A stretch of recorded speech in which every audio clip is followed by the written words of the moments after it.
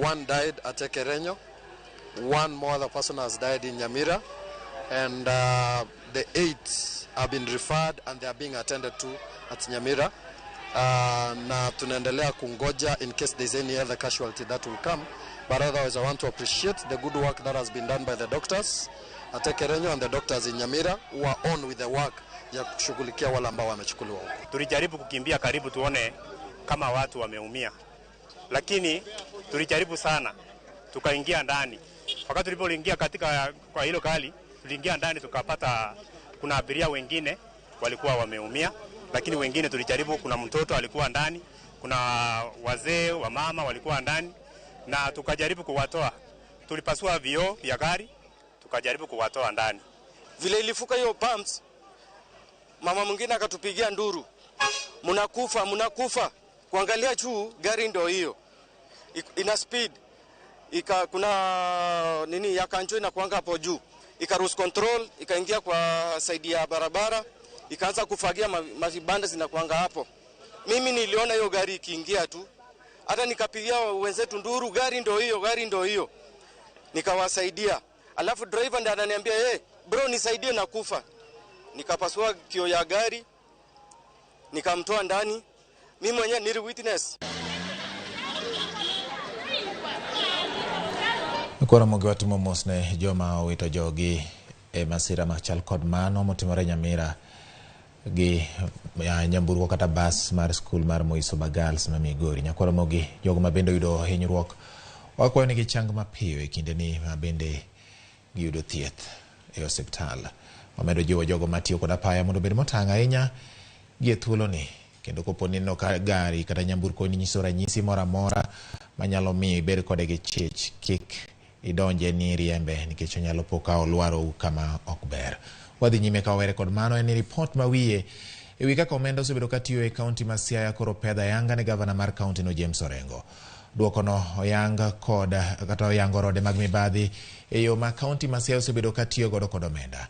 Report no nochiw kawuono kod Edward Ouko ma en jakom mar Aput mane nono kaka omenda oseti godo e kaunti ma Siaya. Kata obedo ni tiyo marach gomenda ogotache kaunti ma Siaya, oyangore ni kaunti no tiyo kod yore ariyo duto mag chudo mag lony manyasani kod machon kaka chik dwaro. Cleophas Oluoch nigi ler mathoth. Kochiwo report mar Aput manochuo gi marango chal mar mibadhi kaunti ma Siaya okinyi ma kawuono, janon buge omenda mag sirkal machon Edward Ouko ma en jakom mar Apudno ogolo elela tiyo marach kod omenda e kaunti ma Siaya. Kowacho ni kaunti no nigi omenda mang'eny e agulu margi mamiyo gigolo pesa mathoth kendo nyalo yawo rode mag yak omenda. The task force therefore reviewed and concurred with the internal audit report of 2021 dated 29th August. The analysis of the data contained in the subject matter report findings were: 1. There were irregular transfer of funds.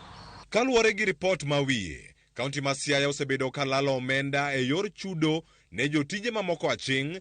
Kaunti bende ne okoyango kwan jotije kakore chich ni nitiere jotije manyawawa e kaunti ma Siaya. Neither the county service board nor the director of human resources was able to give clarity on the number of staff on, first of all, on manual payroll. And it is to be noted that this manual payroll, on average, monthly average manual payroll incurs the county an average of about 53 million every month. The task force identified anomalies which could be indicative of existence of number of ghost workers. The anomalies identified included double payment through both the manual and IPPD, duplication of names, falsified identification numbers with less than identification number in Kenya must be more than 7 digits. We found some with 5 and some with 6, which means those were falsified IDs. Report bende oyango kaka od bura ma Siaya osebedo kadonjore gi tije sirkal ma kaunti. Chudo moko notime tok chik, ka Aput bende koro yango ni jotije moko ne ochul e yo ma ichich godo. Ka koro maling' lieko ni od bura ma Siaya ne oloko budget moko. Challenges occasioned by a poor working relationship between the executive and the assembly have sometimes led to the assembly taking an inordinately long time to pass the budget. It seems that the county assembly is usurping the executive prerogatives of changing the budget or making the budget. And as we had said, the county assembly actually alters the budget, yet they're supposed to recommend or ask, suggest to the governor. Eiko omenda mar 2021, 2022, omenda maromo shillings milion 173 duto ne ochoki. Omenda maromo shillings milion 30 ne oti godo e chulo jong'i chenro ka jokanyo ma komiti mar PMC ne ochule yor orak. To omenda mamoko ne olal nade e kaunti ma Siaya. Kenya shillings 780 million was paid to various individual staff for recurrent expenditure. The payments involve significant amounts paid to individuals purportedly for training activities that are yet to be verified and are under investigation by the DCI and EACC. E nonro mar mibadhi e kaunti ma Siaya oyangore ni nengo orak ni malo ne budget mar ikomenda masani. Ka thoth chenro inywando e yor orak. E kindego nitiere jo orak ma idewo e chenro mag gedo e kaunti ma Siaya. Wich bar ma osebedo komako counties mathoth pacho kae bende koro nitiere kaunti ma Siaya. Gope ma kaunti ma Siaya noidho kod shillings milion 300 ka gwenyruok e report mar kaunti nenore gi maraput motele gi Edward Ouko. Gavana ma Siaya James Orengo Kinyi ma kawuono ne onyiso yie ma en godo e aput motele kod Edward Ouko ka owacho ni gin gi bidhruok makare. Report moyedhi ibiro pedhi e nyim gavana tarik 20 dwe mar achiel higa manyien mar 2023. Cleophas Oluoch, Ramogi TV. Geno nitie ni ngima jodak e kaunti ma Kisumu nyalo biro lokore chak higa manyien kaluwore gi chenro mopogore opogore matend kaunti no medo keto.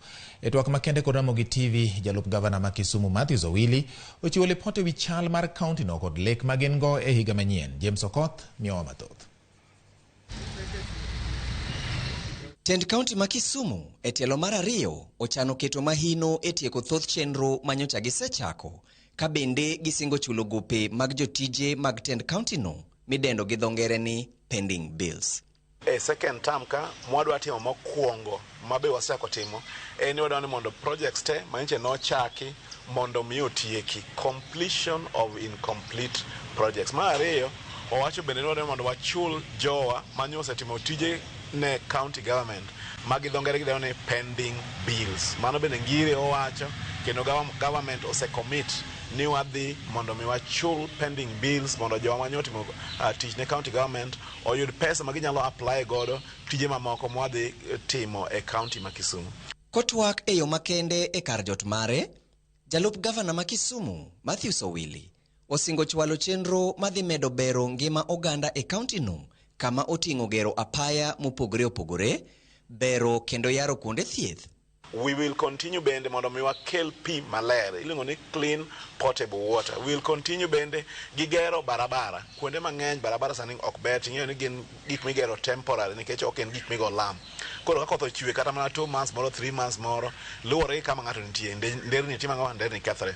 Omiyo wadhi keto maino marwa bende e gero ang'owa, e gero barabara. E weche mag health wadhi keto maino marwa bende e gero maternity wards, manigi theaters in all the sub-counties. Kamano bende omedo ni chenro mag gero kendo yaro kuonde tiegruok kod siro weche pur ahinya konyo jopur niang', ochele, pamba.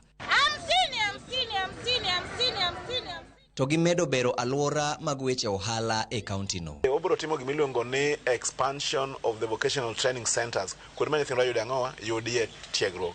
Maduong' ahinya bende en ni wadwa ni mondo mi waket Kisumu obed gimiluongo ni a bread basket. King'iyo alwora mar nam Lolwe nitie kuonde mang'eny wanyalo puro, koth bende ng'eny. Koro ngire nyose yudo support kowuok UK, yeah, ma bro kelo pesa maromo 30 billion mondo mi okonywa e cotton value chain, okonywa e fish value chain, okonywa e rice value chain, okonywa e horticulture.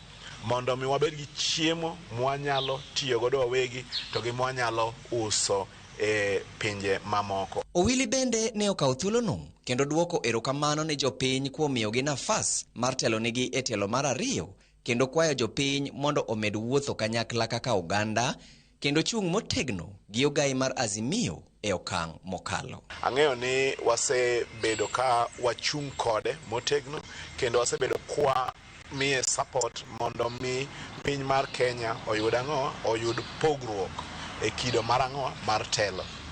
To ang'eyo ni pod obiro wuoyo kochopo higa manyien mondo mi onyis jo Kenya ni to direction mane ma wadhiye mondo mi lek mwasebedo godo to ochop kare. Owili omedo kwayo jopiny mondo odhi nyime gi bedo kanyakla kendo kwayo nigi hawi maber e kinde ma koro gichano loko higa. James Okoth, Ramogi TV. Komiti mar Senate odiochieng' makiny ne chiwo lipot e wi bura mar thicho oko gavana mar kaunti ma Meru Kawira Mwangaza. Gidhi chiwo lipot e romo moyiedhi moluong kod spika mar Senate Amason Kingi. E kindeno gavana Mwangaza nyochiwo neno e mbele komitino ka okwedo seyo ma MCAs ma Meru ne obiwone e kinde mane gigo ombulu mar thicho oko. Chris Owino miwa mathoth. E nyim komiti moyiedhi mar od bura mar Senate, gavana ma Meru Kawira Mwangaza ne ochopo mar reso yie mare kuom nimo. Kata odoko ni Mwangaza ne riko tamore mar duoko penjo en owuon, jokanyo ma komiti motelne kod seneta ma Kakamega Boni Halwale ne onyonore ni yo maber mar ng'eyo adiera en keto Mwangaza owuon e bao mar duoko penjo. Bang' lalruok kod kinde mage, Kawira ne oyie mar duoko penjo e lela ka okwedo seyo 62 mane itude go. Was there a court order for the second impeachment process? From the advice by my legal person is that because the first order was given and the case hearing was to be January, he advised me that it will be contempt of court. Mwangaza ne oyango ne komiti no ni midhiero mage ne okel kalure kod chung' mare mar tamore miyo MCS thuolo mar tayo omenda mar ward fund. From the time we started hearing the witnesses from the county assembly, they denied completely about them asking ward fund. Until when the video clips were played, we came to understand that the problem was ward fund. Ne omedo wacho ni osetemo kelo winjruok e kinde kod MCS mag kaunti ma Meru, kata kamano chenro ma kamago osegore e Luanda nikech MCS go ok dwa tiyo kode. I am able to bring all leaders together. But you've seen from the videos that have been played here, the MCAs insisting in their music that it's Kaende, Kaende. There is no way I could have convinced them. We sit down, they said unless they bring their governor to Senate.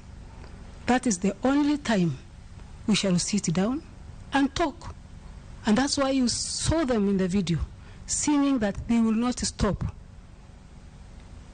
And they will not accept anyone to talk to them unless they take their governor to Senate. Ewi weche mag ndiko jotije sirikal mag kaunti e romo mag siasa kod genga paya, Mwangaza olero ni ji duto mosebedo ka omiyo tich e romo mag siasa osebedo ka ondiko e chenro mare mar konyo jopiny mong'ere kaka Okolea program. Answer should the Senate take? Is it that the roadside appointments were for the Okolea program? Or that they were for county governments but the appointment letters were not issued? Which one do we take? They were for Okolea programs. Good. They were for the Okolea program. Yes. Kawira bende ne okwedo weche mosebedo ka fuong'ore ne omiyo jaode tich e piny owacho mare ka oyango ne ogwelo jaode ka jatend jo ohala matindo e riwruok mare mar Okolea program ma ok e piny owacho mar kaunti ma Meru. So when you appoint the first gentleman as patron of Meru Youth Service, were you doing that as part of Okolea or as governor of Meru County?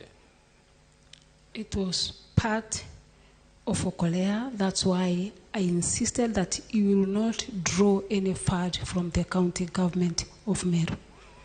Wouldn't you then accept, by so doing, you have commingled your private charity with the management of an institution established by law? MCS bende ne osayo Kawira kuom gwelo moko kuom apisas mag piny owacho, ataro kod chik, gino ma Kawira ne okwedo. You have been accused of not following the law, and you have been accused of misconduct when it comes to nomination of CCs. When you're seated before this house, did you come across any video where MCS were threatening or were making certain remarks about the nomination of your CCs? They said they will not pass the CCs unless I sit down with them and discuss about Wadford. Bang' bura makamano rumo tieno manyoro, komitino mar ji 11 koro dhi ndiko ripot margi odiochieng' ma kawuono, motelo ne chwalo ripot makamano e nyim od bura mar Senate odiochieng' makiny. Senators dhi yudo thuolo mar twak ewi ripot makamano odiochieng' makiny e romo moyiedhi, romo ma oluong kod spika mar od bura mar Senate Amason Kingi. Senators nyalo goyo ombulu mar siro lwedo bura mar golo e apisi Kawira Mwangaza kata wito oko bura makamano. Chris Owino, Ramogi TV, Nairobi. Aput mar governors manono weche mag thieth otimo romo mar lalruok kod riwruok mar lakteche KMPDU e yor chungo ng'anyo ma jochiw thieth yande owacho ni gichano kochakore tarik 6 mar dwe manyien.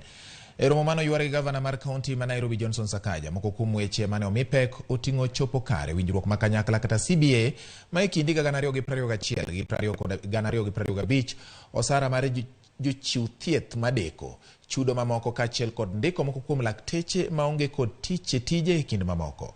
Jotend KMPDU bende ogolo kwayo ne jochiw thieth mondo obed motegno e kinde mar riwruogno timo lalruok kod piny owacho mar manyo kaka ginyalo yudo resruok.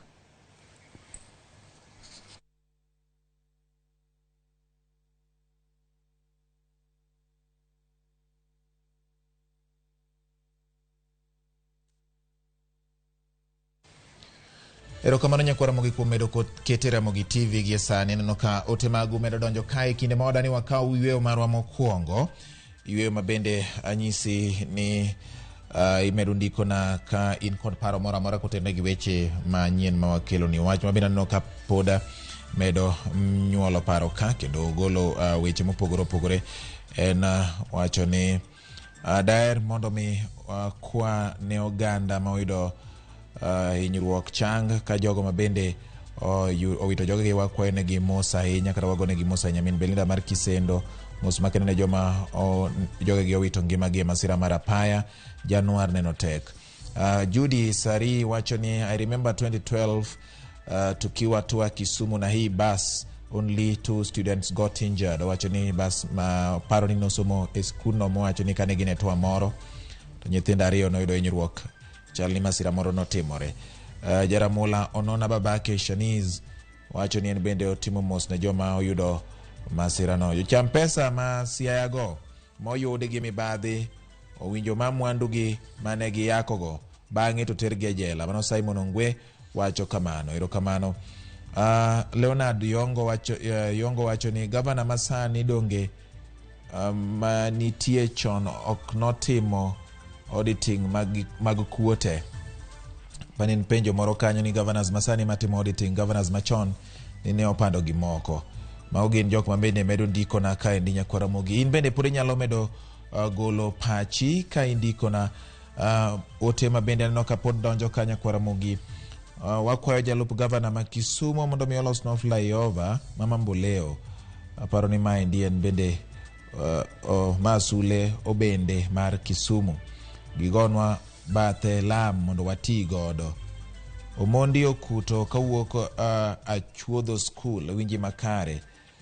Sama bari donjo e denda mos Ramogi bende ler kendo nyilni. Mago jok ma bende medo orona ote. Karka ni bende nyakwara Ramogi jok ma bende neno ka liewa kendo nyisa mago matimore e Facebook ka oting'o jok ma chalo kaka Laura from Migori. I'm very sorry for the mysterious accident that happened. Mano otema bende wuok kanya kwa Ramogi.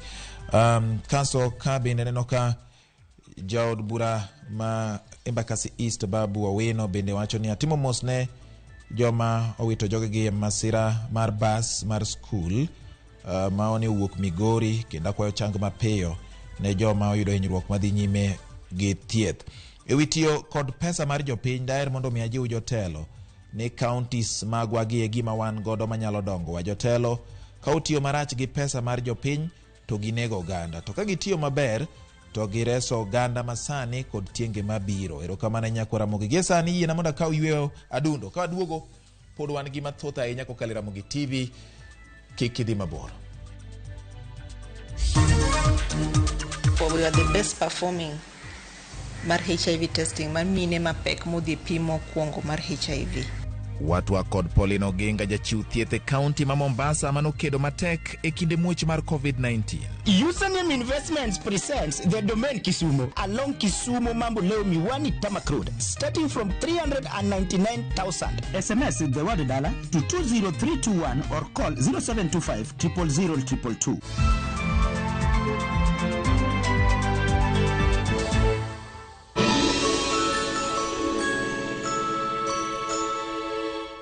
Your holiday season just got better. Enjoy unbelievable discounts courtesy of Viusasa and its partners. Get up to 50% off on selected items from Prony Oil, Unilever and Optica. Dial star 487 star 5 hash or scan this QR code now and get your discount coupon instantly. Redeem at any Naivas supermarket and other participating outlets.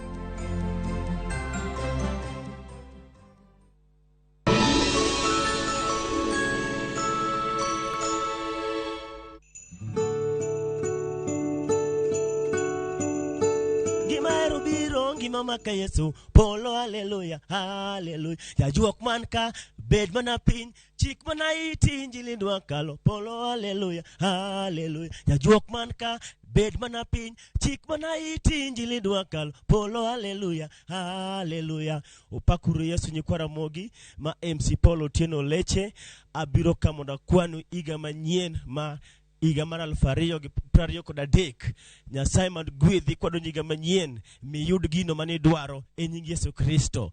Happy New Year 2023. Hallelujah.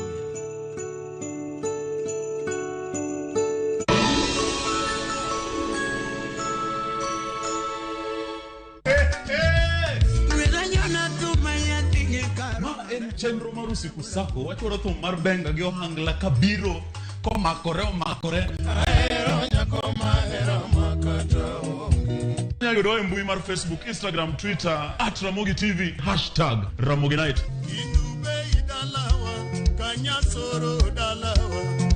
Inube idalawa kanyasoro dalawa mitmaratari wacho ni mitasali pekmeli watio matek jokanyana nyando atinyaka milambo. Luongani DJ Local Instrumental one ma wantie. Luongani Ninja the Entertainer to ma en Ramogi Night. Ramogi Night. Teacher Beach ka Teacher Beach sang'wen otieno.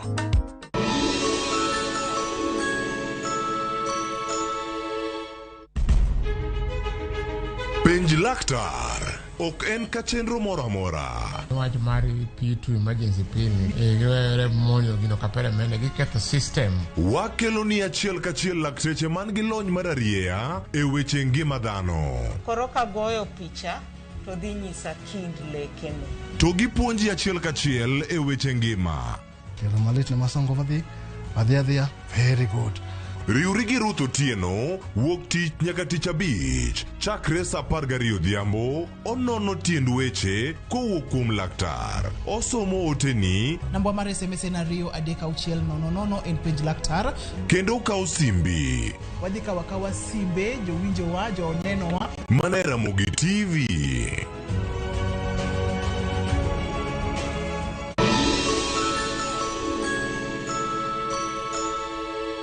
Shabake's Premier League's jackpot, 6 Premier League's games, cheza na 8 ball. Shinda 100k day. Tuma neno PJP kwa 29063.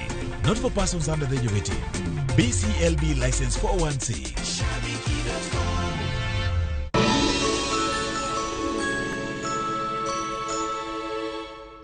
Mungu wangu, nina furaha nyingi moyoni mwangu kwa kuwa umezaliwa upya maishani mwangu. Asante kwa rehema na neema ulionijalia. Kwa ujasiri nitazidi kusimama imara, kwa kuwa wewe ni Ebeneza, Jehova Jire, Jehova Shama, Mungu wa miungu na kimbilio langu wakati wa shida. Dial *811*340# to get kuzaliwa upya.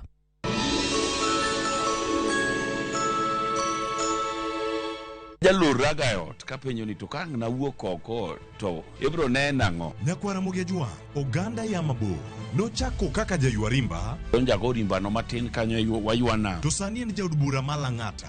Chieng' tich abich, tarik 30 dweni mar 12, saa 1:03 mamidhiambo. Ramogi TV, mi sigand Honorable Felix Odiwuor. Wadonjo kanyo en chwero mbuta. Mong'ere kaka jalas, kata obwogo owadgi omwanda. Kik bai kata matin.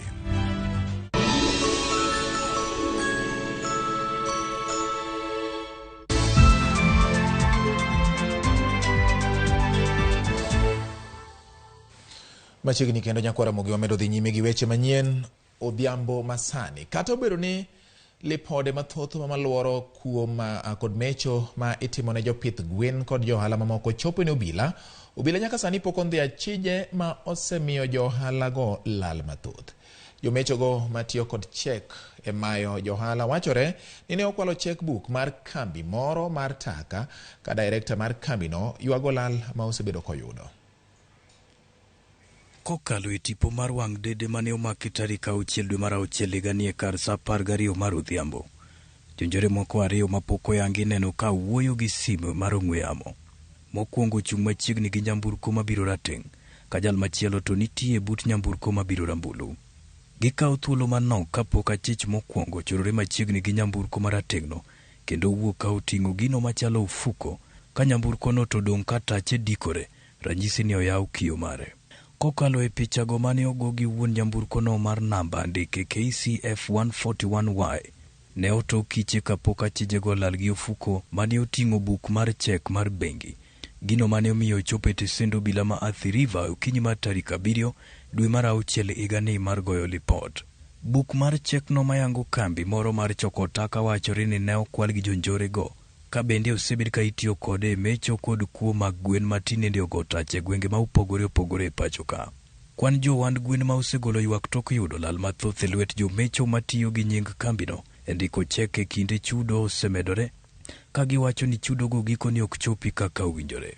Na mimi nasikitika sana kusikia ya kwamba yuko mtu anafanya hapa ate ananunua kuku, na sisi wenyewe si tunanunuaga kuku, yuko mtu ili anatuletea kuku au tunaenda tunanunua. Hakuna mtu, we have no any agent ya mtu akuja atuusie nguku nini, siyo kitu hatuna. Anwanja ma en japith gwen e kaunti ma Kiambu yango kaka ne olalo omenda maloyo gana 160 kokalo e lweta chuth moro ma nyinge Susan Kamau, ka nyawadgi Zipora Wairimu bende ywago gwen 160 duto mane owito e lweta chicho nogo matiyo gi chek mane okwalno. Akaniambia Zipi, nimeenda pale kwa store ndio tutoe hizo kuku tuweke kwa frisa. We Marisa chai nitumane, we utakujiwa. Wakati nilikaa hapo nikaona hapana, siwezi msumbiri, nikaamuka ndio niende. Wakati niliamuka nikamuita waiter, nikamuuliza waiter, unajua huyu mama pahali ameenda? Akaniambia mama simjui, wewe ndiye umekuja na yeye. Wachno miyo wachano romo gi Linda Manyara, director e kambino mar taka ma iluongo kaka Lima East Africa, ma osebedo ka ywak ewi chek mar kambino mane okwale kinde mane orawe supermarket moro mayudore apaya ma Kitengela. Owacho ni obila ema osenyiso nyawe mako achijno ma osebedo ka tiyo gi chekno e mayo johala ma opogore kama oting'o mago mag jopith gwen. So some two guys that had, I don't know if they were following me, because I didn't even take 10 minutes at the shop.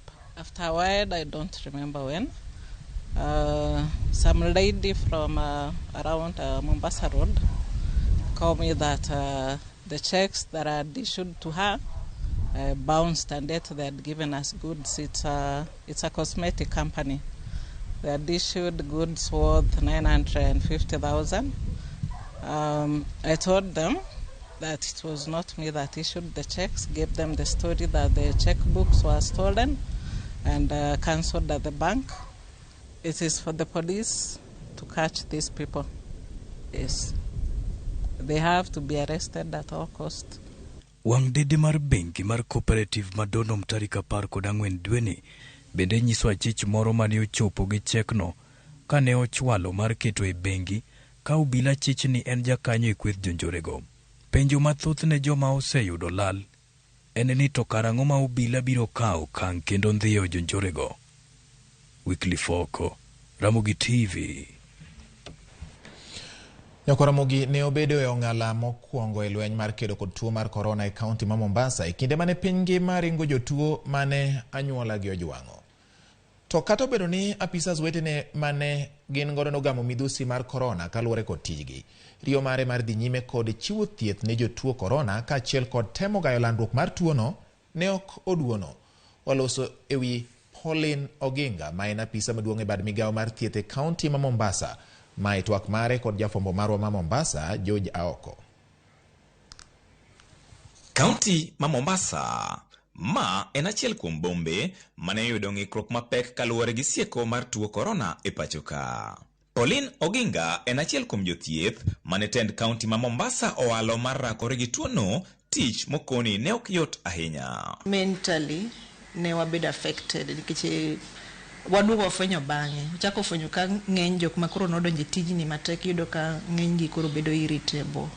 Nikech wating'o mzigo mapek mag gik mwaneno kar tich. Chiemo bedo matek, nindo bedo matek. Tiyudo ka kara kilo dok chien. Koro aduoga fwenyo ka chieng' moro natemo rwako koro law, kech norwako ga scrubs. Temo rwako lewni moko taneno ka lwar piny.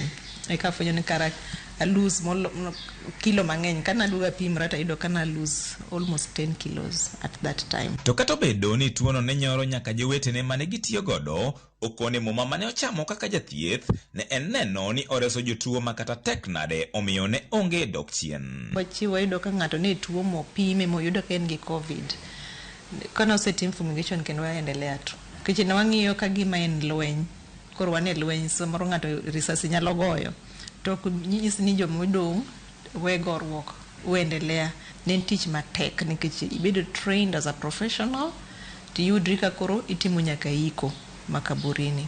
Thuon mare e kedo gi tuono ne omiyo kaunti ma Mombasa e bwo mane en Governor Hassan Joho oale kaka apisa maduong' e bad migawo mar thieth midendo ni public health. Hii mji utakuwa salama tukichanja kila mtu. En gino mokoni ne omedo osigo e atonga mapek manoriko ture kata kapok oyudo lemono. It was a very painful experience.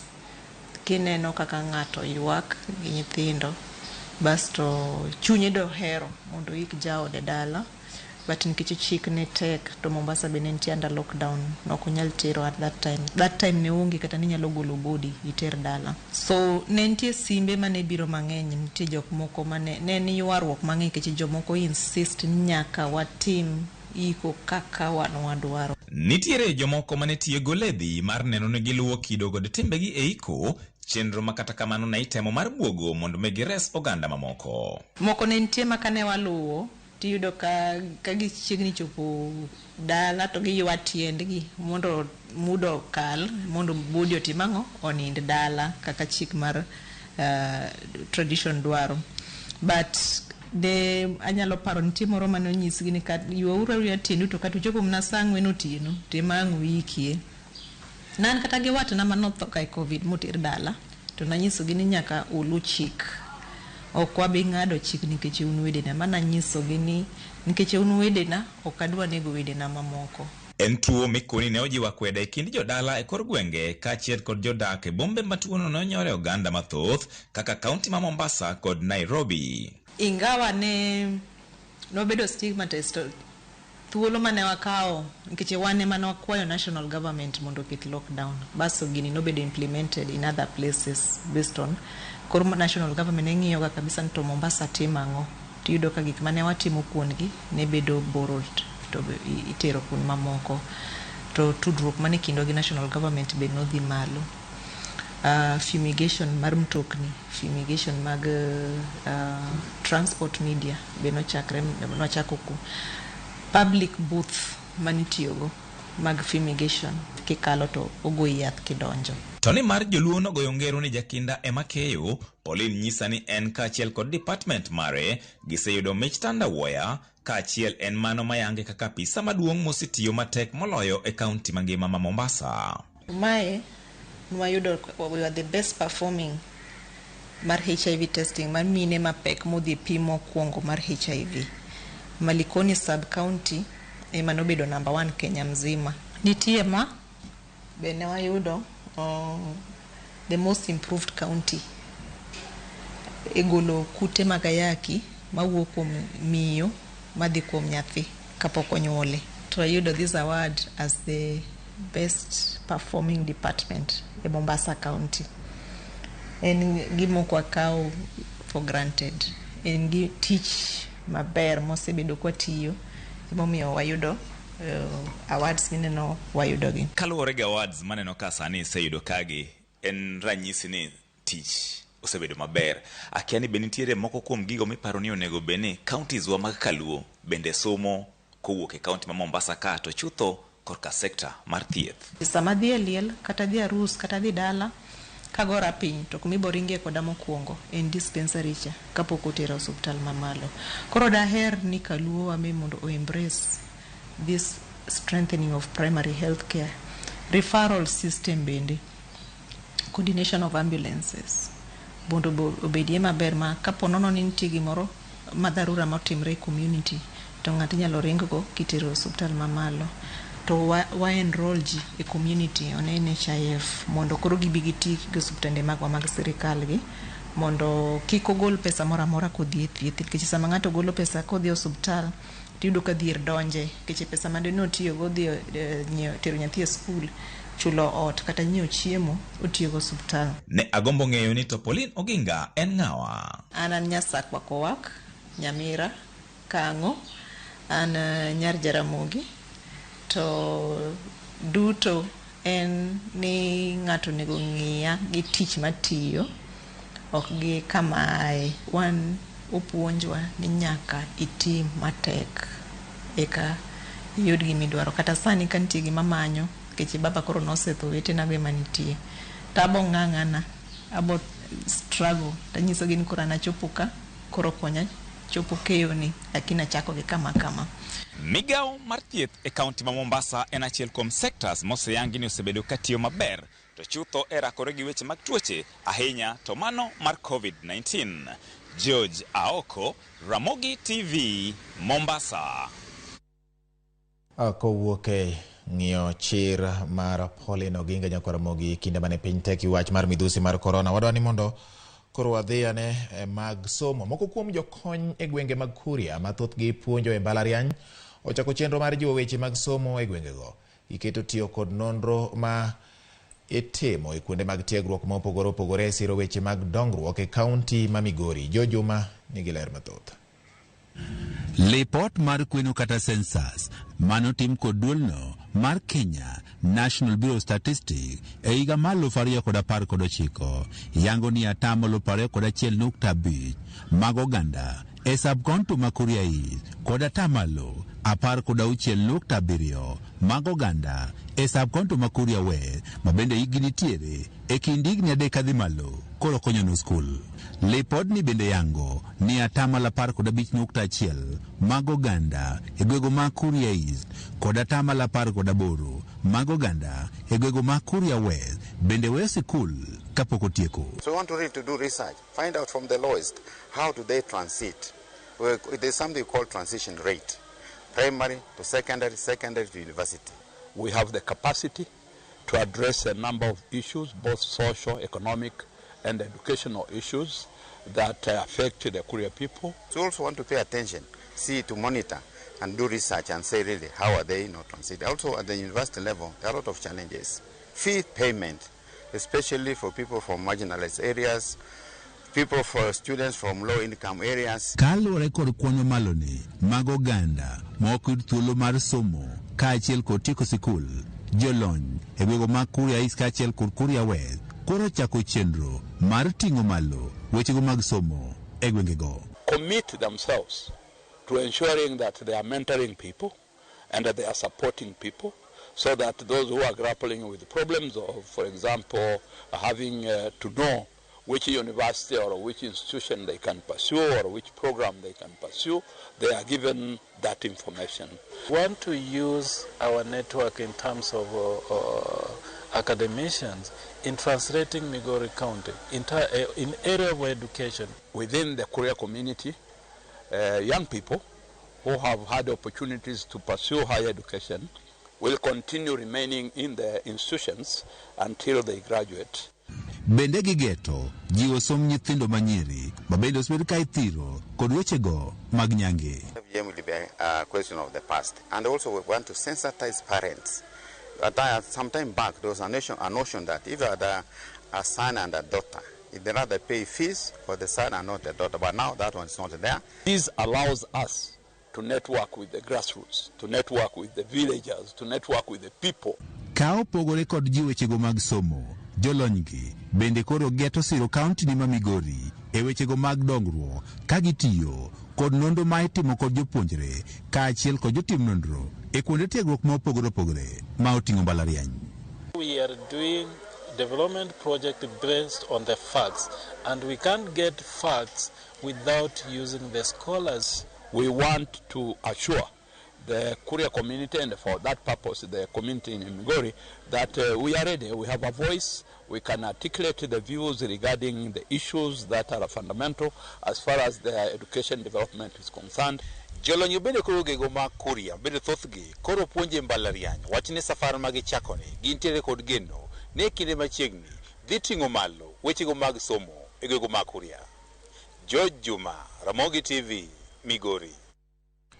Kodhi gwenge ma Nakuru en obila ma Nakuru omako wachich moro ma jahigni 23 manie kweth mar maundu ma otisi ni Watizi ma en nyamin kweth mar Confirm ma osebedo ka chando jodak ma Nakuru.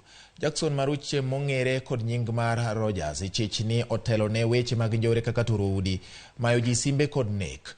Obila bende manyo achije mamoko 5 mag kwethno ma itudo kod nek mopogore opogore. Komanda mar obila Peter Mwanzo owacho ni weche mag njore nyocha ochako duogo kendo Nakuru kata obedo ni kwe ne osechakore kochakore dwe mar 7.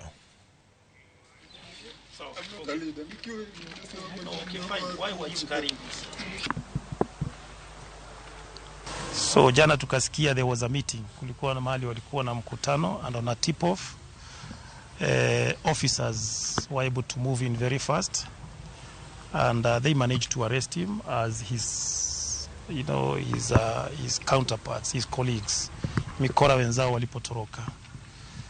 It is said that walikuwa na gari hapo ilikuwa imejaa visu.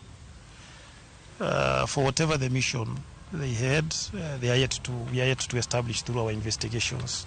The gentleman here before us is linked to many atrocities and killings within Nakuru. So we are investigating him along that line.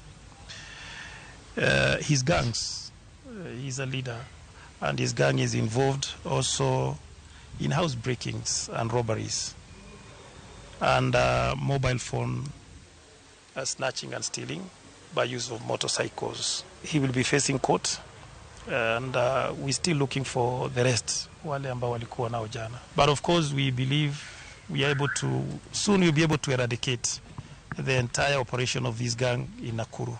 On the onset of the Confirm gang, things appeared not to go well, so he alleges to have surrendered to the OCS Bondeni police station, which information we are yet to verify. But he says that he was on the verge of reforming completely. Yeah. But our question is now, currently we are still finding him with the knives. So still maybe that could be a ploy. So this is a man who is still on the crime.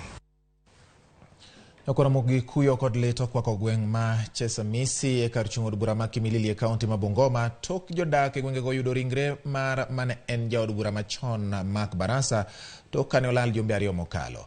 Kaluwore kod anyuolne Barasa mane en jaod bura machon ma Bungoma East ne olal kendo anyuolne ne chich ni ne nyalo bedo ni olalo paro kaluwore kod hike ma oseniang'. Kata kamano ne giyudo buok tok yudo ringre ne ka owiti e dalane ka bende en gi hinyruok ma chich ni onege.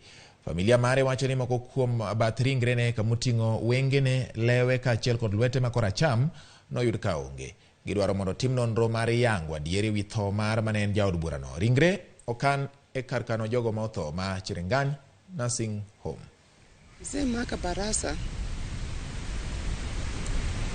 alitoka hapa mwezi wa 10 tarehe 29 akienda kutembelea boma lake kubwa la Skimdal, na alipokaa huko tarehe 16 ati alitoka huko Ndalu akikuja Chesamisi na hakufika. Tulipata habari ya kwamba mzee amepatikana na amewawa na amekufa kifo kama kinyama. Tumepoteza mtu wa maana sana kwa familia. Yeye si kwa familia peke yake,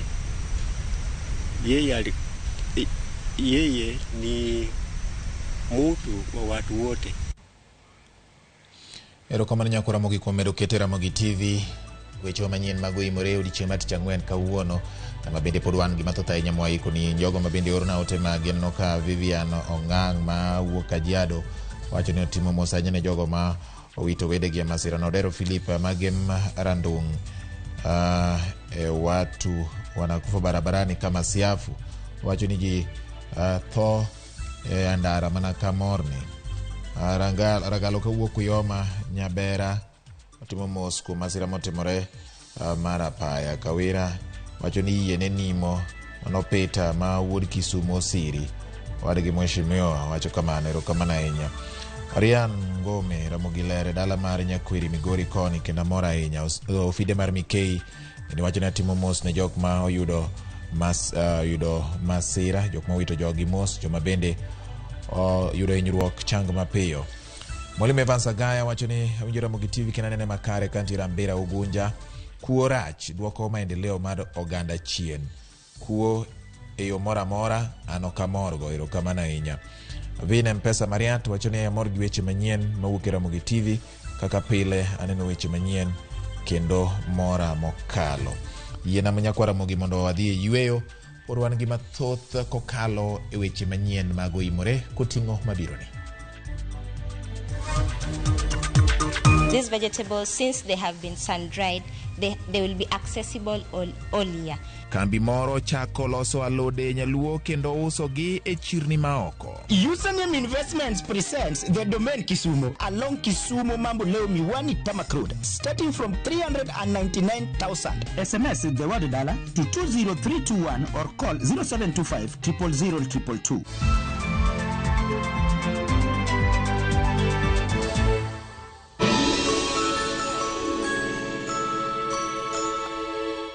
The USAID for the Child ARPA COVID-19 Response Project biro bedo gi twak makende tarik 30 Disemba ewi chanjo mar COVID-19 kendo medo jiwo dwaro mar chanjo ni. Tudri kodwa i Ramogi TV chakre saa 3:45 otieno. Kik bai.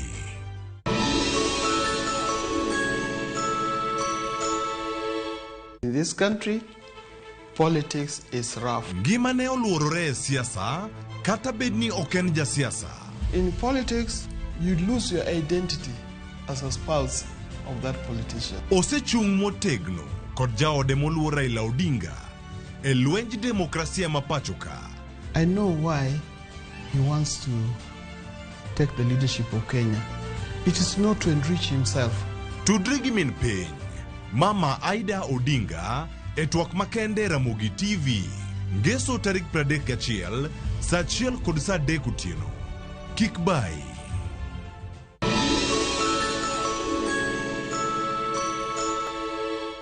Twende Maju na View Travel. 5 days Dubai or Zanzibar from $600. 5 days Mauritius from $900. 4 days Seychelles from $1,000. 5 days Malaysia from $1,500. 5 days Thailand holiday from $1,100. 5 days Cape Town from $1,000. And Bali 5 days from $2,200. Call 0703-254-254 or email connect@viewtravel.com.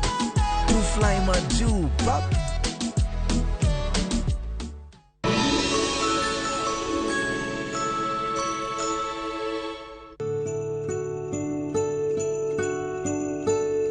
Kawachako iga manyien nyakwaromoga juang. Amor nikech an gi yie ni wadhi tiyo kendo mwago hoko. E iga manyien ni akwayo ni ngima makare, gweth to kod dongruok. Nyasaye mondo telni. Happy New Year.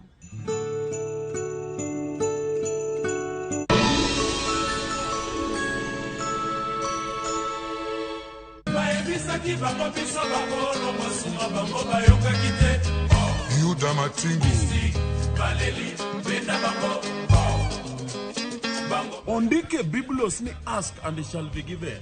Ni knock and the door shall be opened. Request and it shall be given. Wangini wakelo ne request kende yani ni yoro text, yoro message. Number ma studio enaria deka uchelo no. Ma entie dero, the house of rumba.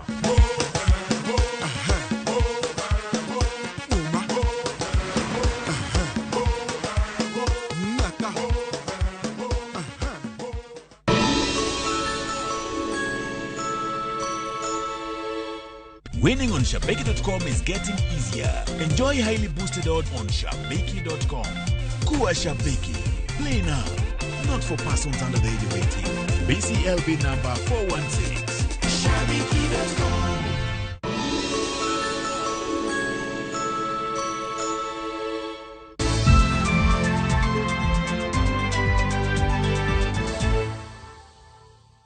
Machiegni kendo Ramogi wadhi nyime. Jodak e alwora ma Shianda e kaunti ma Kakamega ojiw mondo oyar badgi e pith mag alode mag nyaluo. Ma en tok kambi mar loso alode nyaluo chako tiyo kendo uso alodego e pinje maoko ka giywak ni ok giyud alode moromo kowuok kuom jopur. Joiso Duor nigi mathoth. Kane oloso e yango kambi mar bidho kod loso alode mag nyaluo, jatatije mar kambino James Shikwati wacho ni alode mag nyaluo magiloso nyalo konyo jo Kenya modak e pinje maoko mathoro bedo gi siso mar chamo chiemo madala. To our Kenyans who stay out of Kenya, who feel homesick, who miss kunde, who miss murenda, who miss saga, that's a key product here. We are telling them, even if you go to America, even if you go to Qatar, we are here to make sure you continue eating your vegetable wherever you go. Kambino matiyo kod lony manyasani e tuoyo alodego, thothne yudo alode kowuok kuom jopur kendo iloso gi rang'iny mamalo manyalo miyo gibedo kuom kinde malacha. They have a longer shelf life of 1 year. So what you're looking at is a mito that can stay in this tin for 1 year. So if you buy today, be sure you'll have it in your stock until next year, a time like now, and they wouldn't have gone bad. The same to the 250 grams and the 500 grams. Leafy vegetables, that is managu, saga, zimboka, mrenda, and mito. So once we receive the vegetables, we start processing here. Our vegetables are sourced from small-scale farmers from around and even the entire Lake Region block. Once we get the vegetables from our farmers, we start by sorting and plucking. Then after plucking, we do the processing of the drying. Chesoli matiyo e kambino bende wacho ni lony manyasani magitiyo godo e kano alodego ber, nikech alode mathoro lal kata bedo manok e kinde mag oro, podi nyalo yudore ka otuogi kendo kan gi maber. Another thing is these vegetables, since they have been sun-dried, they will be accessible all year. African leafy vegetables have a problem with their seasonality, especially dry seasons. Like right now, if you go to a farmer and ask for saga, you won't get saga. But if you come to us, you're going to get saga in dried form, which will still be nutritional. That's another thing. These vegetables are very, very nutritious, 100% nutritious and very healthy. Katobe donia lodego ikano kotuo, onge peka mora mora e kinde mag tedogi ni mar ndhadugi ok lal. These vegetables reduce your preparation time by 80%. As my colleague had stated, once you buy these vegetables, you're only buying the vegetables and not the stock. So you only have 1 hour to put them in water to rehydrate them back to their form, and then you cook them as you always cook. So the issue of sorting is sorted. The issue of washing is sorted. It's just ready to cook. So what you're looking at are ready to cook dried African leaf vegetables that are very healthy and nutritious. Kaluore kod chiro mamedore mar alodego, jatatije e kambino jiwo jopur mondo opidh alode mag nyaluo moloyo keto geno e pur mar oduma kod niang' kowacho ni giseikore mar nyiewo alode kowuok kuom jopur. Bende onyiso chir ne jopur ni kik bed gi kibaji mar lal nikech gibiro tiyo kod yore manyasani e tuoyo kendo keto alodego kare kapok otergi e chiro. We notice that many of us, especially in rural Western, we rely on maize. Everybody wants to plant maize, but we're just telling them you can set aside a small piece of your land and you can make regular income per month, similar to somebody who works in the office. Because vegetables actually mature within 4 weeks, you're able to sell your vegetables. So this can give you regular income, and we are so happy that the journey has started. And now, of course, we need the farmers to supply us, and we've got a team that will be working with the farmers to ensure there's a steady supply of the same. Alode kaka mito, dek, osuga, susa ekin mamoko manyaluo, sani koro nyalo chopo e mesa watni manie pinje maoko mosegombo gi aminga, mana ka jopur mapachoka omedo purogi kendo chwalogi e kambi makama. Joyce Oduor, Ramogi TV. Kato biro ni ji mathoth pod ni e nyasi mag sikuku. Jo Kenya moko to pod kech kayo kaluore kod oro mane othiro nyak mar chiemo higani. Jodak e gwenge mag Sikuru e kaunti ma Kitui obedo gi mor tok yudo chiemb kony mane ochiwga put manchane jatend piny ochuogo ne chenro mar kedo gi kech kod oro. Ka oloso kinde chenro no, komishona mar kaunti ma Kitui Erastus Mbui oyango ni familia madirom 2,860 yudo chiemb kony e gwenge mag Sikuru ma osebedo kod midhiero mar oro. Patricia Mugambi ma en achiel kuom jokanyo mag aput marango weche mag oro yango ni apudno chano konyo jogo ma midhiero mar oro oheo kendo manyo resruok mochwere ne jopiny.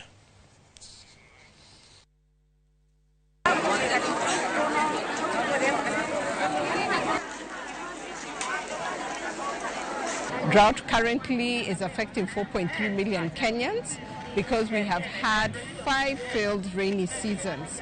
And climate change is being felt in over 20 arid and semi-arid counties in Kenya.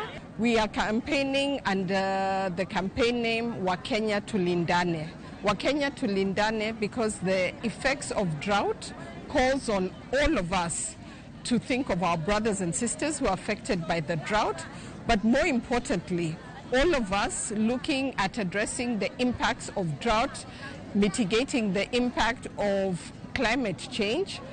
We are securing our future. The target is 2,860 households, and the main reason is that Sikuru is one of the most affected areas, or the worst hit area in terms of drought. There is need for other interventions. Tumesikia leo kuna kakitu tunapewa kazi kukuu, na nikakunja, nimepata, nimefurahia, nitakula mimi na marafiki. Sasa hata ukiangalia shambani kuna chakula lakini hatujui kama itafanya vizuri, ndio hakuna mvua.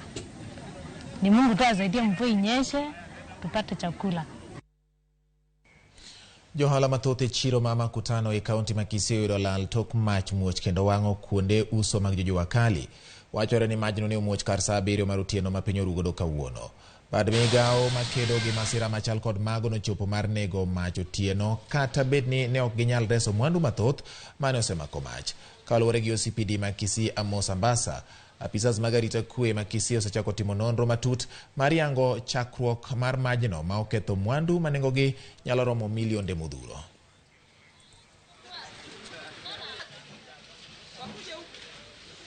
Tangu saa 7 ya usiku moto ilipotokea, tulipotoka nyumbani tukapata ripoti ya kwamba moto imekuwa imechoma manyumba yetu.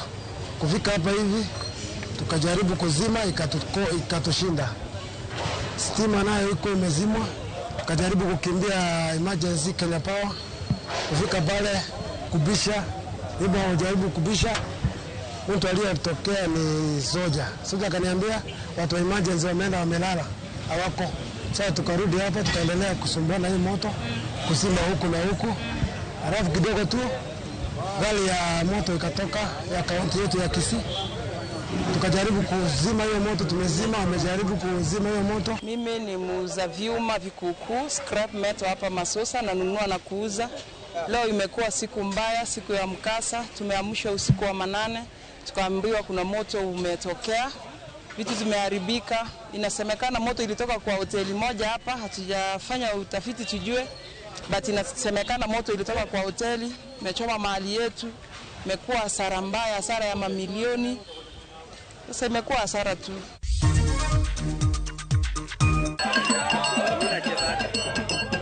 Huma mar ruedhi ma mong'ere kaka bullfighting medore gwenge mag Ikolomani e kaunti ma Kakamega. Username Investments presents the domain Kisumu along Kisumu Mambo Leo Miwani Tamak Road, starting from 399,000. SMS the word dollar to 20321 or call 0725 000 222.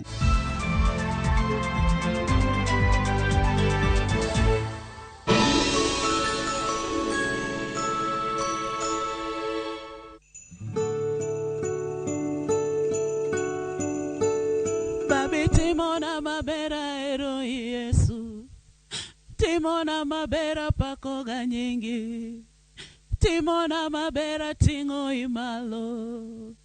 Nyikwa Ramogi, iluonga ni Jalimbe Evelyn Kefas.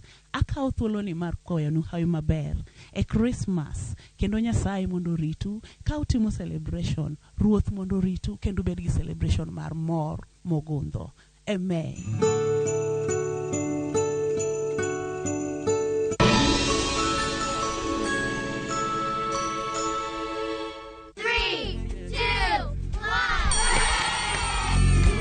Ngeso kangeso chakrisa deko kinyi ense chemag. Why you do it mamuro nyithindo kaka? Talanta. Tuko full time kimaso. Kitendawili. Kitendawili. Kodalunga. Pasase.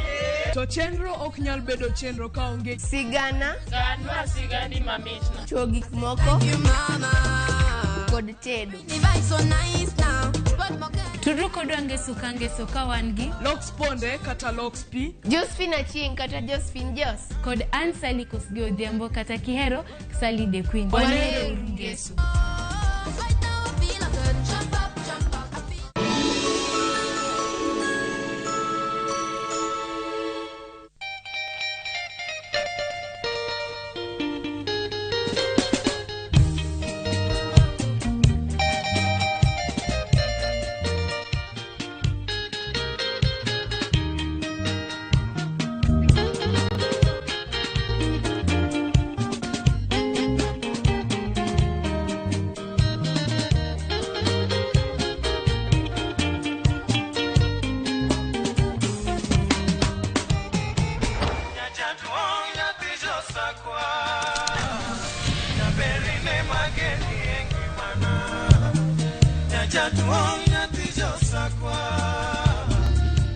Radio Ramogi, Cartoon Jaluo.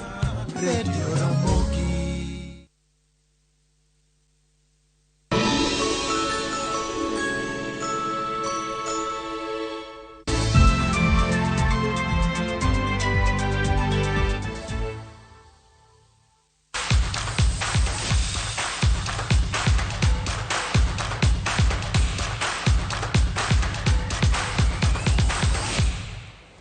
Machiegni wadonje weche mag tuke nyakora Ramogi finals mag tuke mag Senator Tom Ojienda tournament notimore kawuono e paw tuke mag Kit Mikayi Primary School.